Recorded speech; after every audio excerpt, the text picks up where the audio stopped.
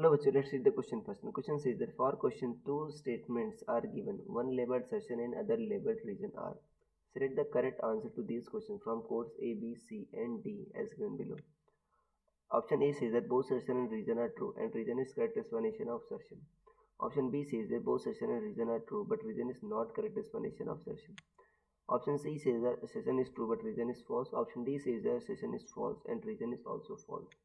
Assertion says that a current of 1 ampere is passed through straight wire of length 2 meter. The magnetic field at point in air at distance 4 meter from one end of wire lying on axis of wire will be mu naught by 8 pi Tesla. Reason magnetic field at point on axis of wire at distance r from one end is b equal to mu naught by 4 pi 2i by r. So students सबसे पहले आपको समझना होगा की concept क्या use हो रहा है. सो की concept is magnetic field due to straight current carrying wire.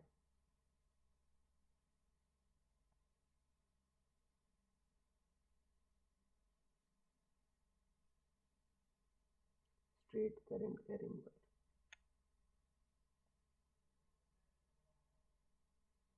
ये है बच्चों. अब देखो यहाँ पर आपको समझना होगा कि जो बच्चों बायो सेवर्ट लॉ था वो एक करंट एलिमेंट करंट फील्ड देता था. मान लो करंट एलिमेंट बच्चों आई है, ठीक है ना, उसमें करंट आई है, लेंथ dl है उसकी, और ये उस पॉइंट P से बच्चों थीटा एंगल बना रहा है जो आपका r डिस्टेंस पर है. तो जो B की वैल्यू आती है वो आती म्यू नॉट आई बाई 4 पाई, ठीक है ना, आई dl sine theta by r square, ये आती है बच्चों. अगर देखो थीटा बच्चों जीरो हो जाए, थीटा जीरो होने का मतलब क्या हुआ कि जो मान लो ये जो पॉइंट है बच्चों आपका, देखो इसी वायर के अलावा, मतलब अगर स्ट्रेट वायर ले लूँ मैं तो ऐसे होगा ये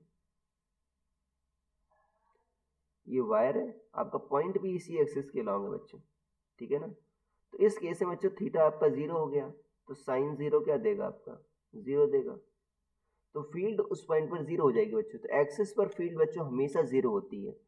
तो यहाँ पर देखो ये कह रहा है कि magnetic field at point in air on बच्चों at distance 4 metre from one and from wire lying on axis of wire. Axis of wire पर बच्चों फील्ड हमेशा जीरो होगी, तो ये जीरो आएगा, तो ये गलत है.